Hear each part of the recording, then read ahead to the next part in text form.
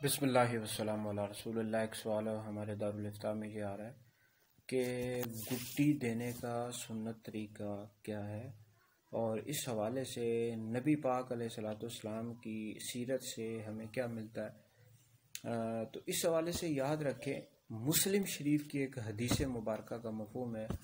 ام المؤمنین حضرت سیدہ عائشہ صدیقہ رضی اللہ تعالیٰ عنہا سے مروی ہے کہ لوگ اپنے نوزائیدہ بچوں کو نبی پاک علیہ الصلوۃ والسلام کے پاس لایا کرتے تھے۔ نبی پاک علیہ السلام ان کے لیے خیر و برکت کی دعا بھی فرماتے اور تحنیک یعنی گٹی بھی دیا کرتے تھے، تحنیک فرمایا کرتے تھے۔ مسلم شریف کی حدیث مبارکہ ہے۔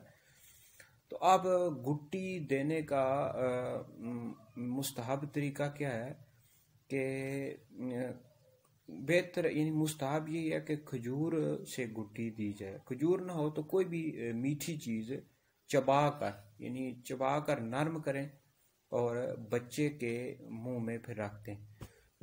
بہرحال کسی بھی کھجور نہ ہو تو کسی بھی میٹھی چیز سے گٹی دی جا سکتی ہے، اور یہ بھی مستحب ہے کہ گٹی کسی نیک بندے سے دلوائی جائے، یعنی کوئی عالم دین ہو یا اللہ کا ولی ہو، متقی پرہیزگار ہو۔